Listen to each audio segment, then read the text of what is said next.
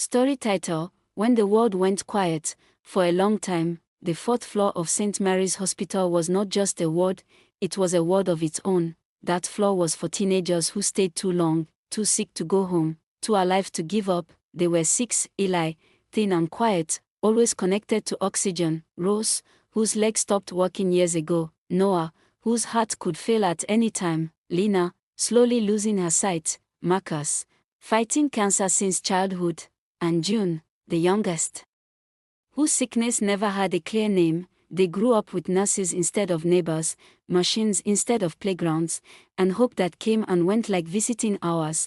The outside world became something they talked about like a memory, even though most of them had never really lived in it. Then came the morning everything changed. Eli woke up first and noticed the silence. No beeping, no air pushing into his lungs. He panicked, until he realized he was breathing on his own. Across the room, Rose stood up from her wheelchair without thinking about it. Noah's chest felt calm for the first time in years. Lena rubbed her eyes and gasped when the room came into focus. Marcus felt no pain. June laughed, a loud, free laugh that surprised even her. They were not sick anymore, but confusion replaced joy when they stepped into the hallway.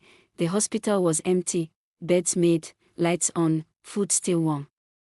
Everyone was gone. They walked outside carefully, like people entering a dream. The city was quiet, cars sat on the road, untouched, stores were open, but empty. Phones rang in abandoned buildings. Fear came slowly. Where is everybody? June whispered. They didn't know, so they did the only thing they could. They stayed together and learned how to survive. Days turned into weeks.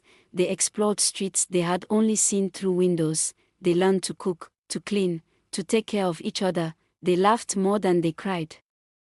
And they noticed something strange. Their bodies were not just healed, they were stronger, steady, complete. One day, they returned to the hospital, searching for answers. In the basement, they found a locked room with a screen still playing. A doctor appeared, tired, older. "Come, if you're watching this," he said, "then you survived."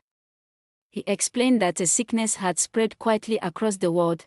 A final treatment was created, one meant to cure everything, but it was dangerous. Only those whose bodies were already fighting illness could survive the change. The rest of the world didn't. The truth broke them. They cried for people they would never see again.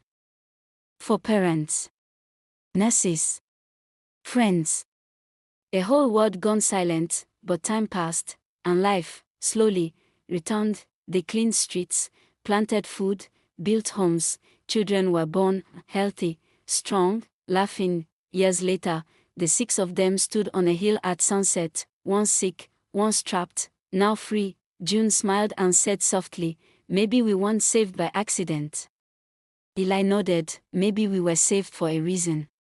They held hands as the sky darkened, not as patients, not as survivors, but as the beginning of something new, and the quiet world finally felt alive again. Moral lesson: life is fragile, and circumstances can change in an instant.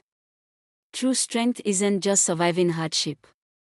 It's learning to live fully, appreciate every moment, and support one another through challenges.